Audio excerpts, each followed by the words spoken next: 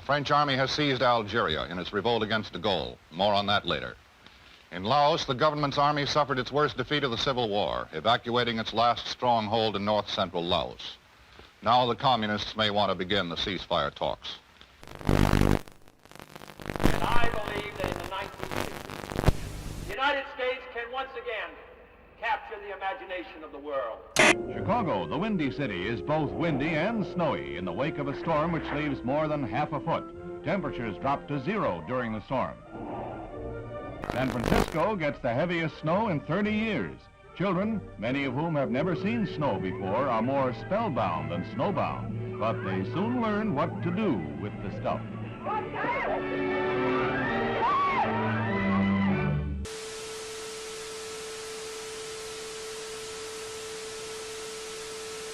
I, John Fitzgerald Kennedy, do solemnly swear that you will faithfully execute the office of President of the United States. that I will faithfully execute the office of President of the United States And will, to the best of your ability, and will, to the best of my ability, preserve, protect, and defend the Constitution of the United States. preserve, protect, and defend the Constitution of the United States. So help me God.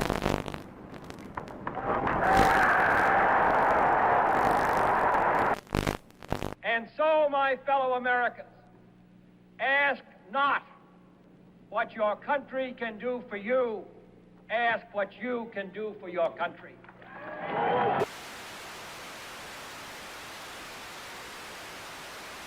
British Prime Minister Harold Macmillan arrives in Key West, Florida for a conference with the President on the explosive crisis in Laos. They jointly declare determination to prevent the Southeast Asian kingdom from being taken over by communist-supported rebels. Also discussed is Britain's ceasefire proposal to Moscow. Mr. Miko, is the Soviet Union willing to agree to a ceasefire in Laos? We touched in conversation this subject. I have nothing to say publicly at this moment. The look for 61 will recall the Jazz Age, and where Paris leads, the rest of the fashion world is likely to follow. Here was a new symbol of communist ruthlessness. Overnight, East Berlin became a concentration camp, sealing in the inhabitants of that sector. Barbed wire and cement were the answers to the refugee problem. Khrushchev repeats his threat to sign a separate peace treaty with East Germany, which he claims, wrongly, will end all Western rights in Berlin. Served with an order by East German authorities that all U.S. personnel must show identification before entering that section of Berlin, American troops answer with the only language the Reds seem to understand, a show of arms. Castro marks the second anniversary of his revolution with the biggest military parade ever staged in Cuba, featuring tanks and other heavy weapons from Russia and Red Czechoslovakia.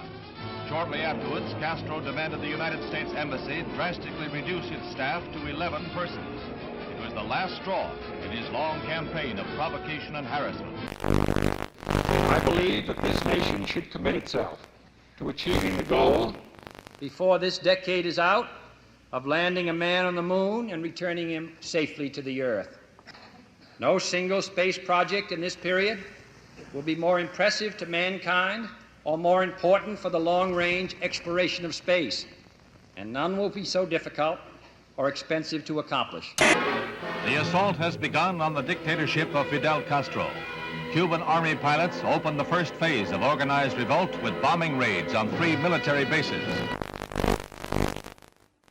In Havana, Acting Foreign Minister Olivares shows diplomats rockets fired from the Cuban raiders, which he claims have U.S. marking. These charges are totally false, and I deny them categorically. The United States has committed no aggression against Cuba, and no offensive has been launched from Florida or from any other part of the United States.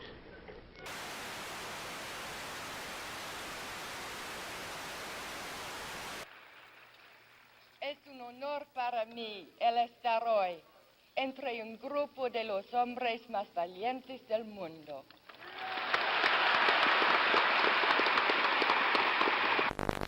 Castro gloated over his victory and told the world that Cuba was now a socialist nation and would hold no more elections. The next day, the United States officially proclaimed Cuba to be a communist satellite state. Man had his first great success in space when the Russians pushed a man across the threshold. He was Yuri Gagarin, the astronaut the Russians lionized as the first to orbit the Earth. It was the propaganda coup of the year. Today, this Redstone Mercury is the center of world attention as Lieutenant Commander Shepard walks to the elevator that will carry him 65 feet aloft to the capsule.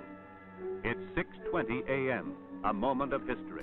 3, 2, 1, 0.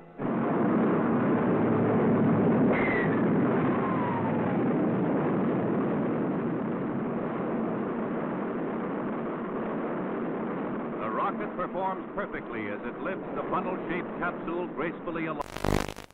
115 miles up, he went 300 miles downrange, right on target, and was picked up by waiting helicopters.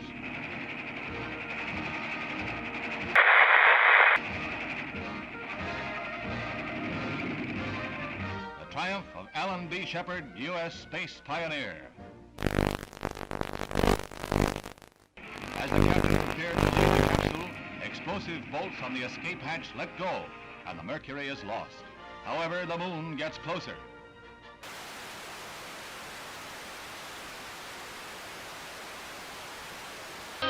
Albany, Georgia. A Negro fight against segregation is led by the Reverend Martin Luther King.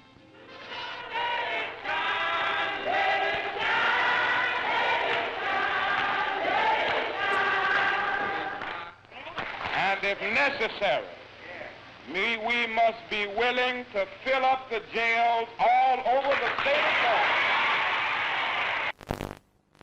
Солнце. Шар превращается в колоссальный светящийся купол. Яркое свечение еще продолжается. В этом опыте оно длится необычайно долго. Страшной силы напутствует прихода ударной волны.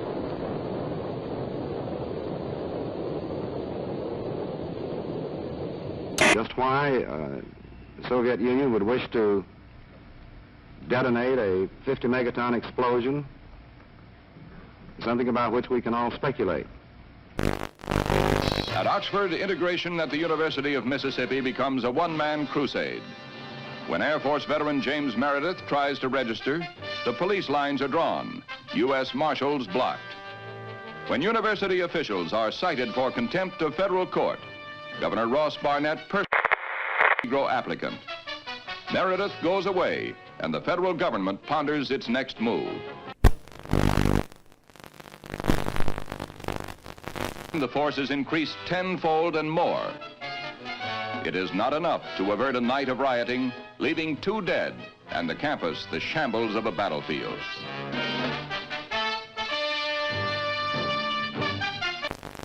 "75 students and other rioters are arrested.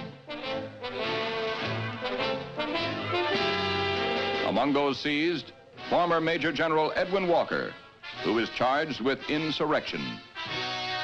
And James Meredith becomes a duly registered student at the University of Mississippi." Sir, there's been a great deal of turmoil and conflict. 2 people have been killed. Do you have any feelings of guilt? Have you given it any second thoughts?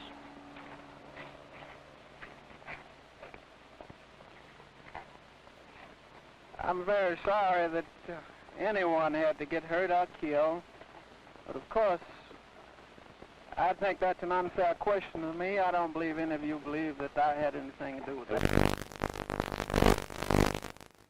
President Kasavubu is named a Leopoldville on his return from a conference of Congolese leaders in Madagascar, at which it was agreed to convert the republic into a loose confederation. The streets are jammed for a parade in celebration of the decision. But red opposition to the plan is heated, and the pro-Soviet Antoine Gizenga, Lumumba's political heir, still controls key areas and sizable armed forces. The Congo's problems are far from over. Vienna was a neutral arena for a sparring match between 2 worlds.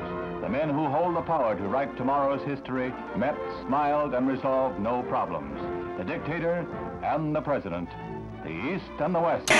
St. James Church in the Hudson River hamlet of Hyde Park is the scene of last rites for the First Lady of the World, Eleanor Roosevelt.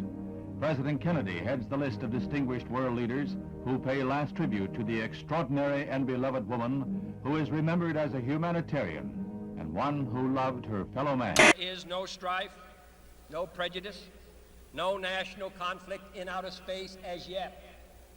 Its hazards are hostile to us all. Its conquest deserves the best of all mankind, and its opportunity for peaceful cooperation may never come again. But why, some say, the moon? Why choose this as our goal? And they may well ask, why climb the highest mountain? Why, 35 years ago, fly the Atlantic? Why does Rice play Texas? We choose to go to the moon. We choose to go to the moon.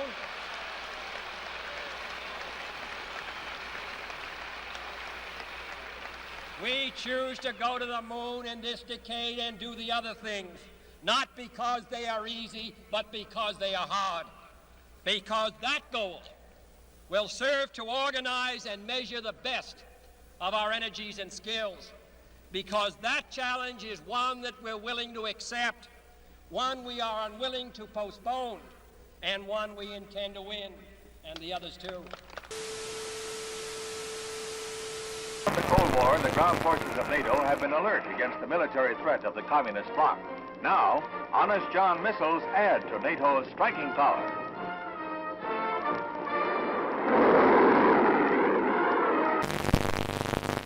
President Kennedy begins a tour of 4 space installations at Huntsville, Alabama, where he is greeted by Dr. Werner von Braun, space pioneer and director of this research and development center. The missiles on display are dwarfed by the mighty Saturn rocket. This booster is the first stage of the rocket that will put the 3-man Apollo capsule into a 2-week orbit of the Earth in 1964. Preliminary to a lunar shoot. Gemini, which was developed here, will allow 2 men to orbit the Earth for 2 weeks and will be used for experiments in outer space rendezvous and docking missions. This winds up the President's first-hand look at our space program and our progress in the race for space. The first deficit comes from a recession. If we can take the proper action in the proper time, this can be the most important step we can take to prevent another recession. That is the right kind of a tax cut, both for your family budget and the national budget. Chiang Kai-shek, leader of the peoples of Free China on the island of Taiwan, heads the celebration of the 50th anniversary of the overthrow of the Manchu dynasty. 11 million Chinese, strong with their dream of someday wresting their homeland from the communists, are marking the day that saw the end of 4,000 years of monarchy in China. Khrushchev declared, through the formation of the world system of socialism, the situation in the world has altered radically. At present, it is not known who encircles whom. On December 2nd, 1961, Castro reveals, I am a Marxist-Leninist and will be one until the day I die. Socialism is a world reality today. There is no halfway between socialism and imperialism. This government, as promised, has maintained the closest surveillance of the Soviet military buildup on the island of Cuba. To halt this offensive buildup, a strict quarantine on all offensive military equipment under shipment to Cuba is being initiated. All ships of any kind bound for Cuba, from whatever nation or port, where they're found to contain cargoes of offensive weapons, be turned back. It shall be the policy of this nation to regard any nuclear missile launched from Cuba against any nation in the Western Hemisphere as an attack by the Soviet Union on the United States, requiring a full retaliatory response upon the Soviet Union. Communism's adventure in Cuba is a sophisticated one. Political, psychological, subversive, with paramilitary features. Can a democratic society, wherein the right to know and the value of knowing are basic, Can a democratic society wage successful political, psychological, subversive warfare against communism? Leather is falling into step in the fall fashion parade. Finished in an explosion of rainbow colors, leather has been styled into smocks and sheath-top skirts like this eye-stopping pair.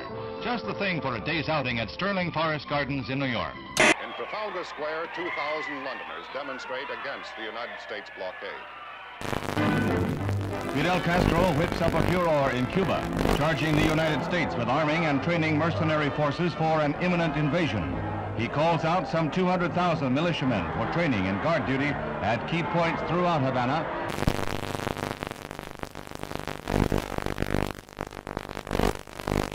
Khrushchev happily receives a gift of the Cuban flag as he lines up with a solid endorsement for the home-brewed anti-Americanism of Fidel Castro, the Soviet sole Western Hemisphere ally.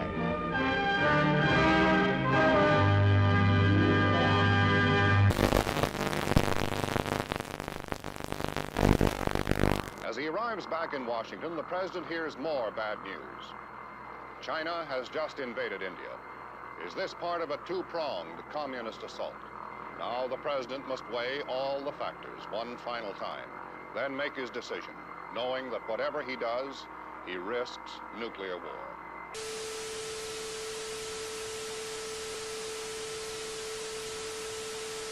Meanwhile, the United States continues to reinforce its Cuban base at Guantanamo Bay, the naval depot that Castro wants the U.S. to give up.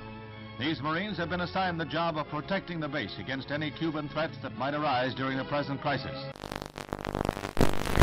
Mr. President, I am submitting today a resolution to the Security Council designed to find a way out of this calamitous situation. This resolution calls, as an interim measure under Article 40 of the Charter, for the immediate dismantling and withdrawal from Cuba of all missile and other offensive weapons. The inauguration of Abraham Lincoln as the 16th President of the United States is reenacted in the nation's capital 100 years after the event. There's a crowd larger than the original President this day, double the 10,000 of 1861. And the bright balmy day is in marked contrast to the gloomy overcast of a century ago. Scenes familiar from history books and movies come to life at the Capitol as Mr. Lincoln arrives. He is portrayed... The following is the letter which has just been dispatched from the President to Chairman Khrushchev.